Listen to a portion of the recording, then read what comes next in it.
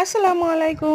আজ আমার ছেলে আবদার করেছে ওর পাপার কাছে, পাপা আজকে আমার সারাদিন পড়াশোনা ছিল, আমি সেরকম কিছু খাওয়া দাওয়া করতে পারিনি, তো তোমাকে একটু ভালো মতো নাস্তা এনে দিতে হবে। কেননা আমার ছোট ছেলের সবসময় টেস্ট বেশি হয়, তো ও টেস্ট ছিল বলে ও সারাদিন খাওয়া দাওয়াও করে, একটু চা কফি খেয়েই আজকের দিনটা কাটিয়েছে। ওর পাপা সন্ধ্যার নাস্তাটা একটু বেশি করেই নিয়ে এসেছে, যাতে ছেলেটা পেট ভরে একটু খাওয়া দাওয়া করে, আর ওই নাস্তাটা খেতেই একটু বেশি ভালোবাসে।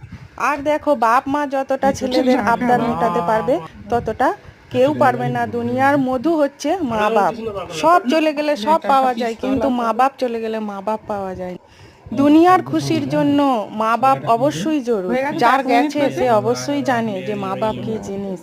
আর এই তো দেখো, ও ছেলের জন্যও এনেছে, আমাদের জন্যও এনেছে, তো সবাই আমরাও এক টুকরো করে খাবো।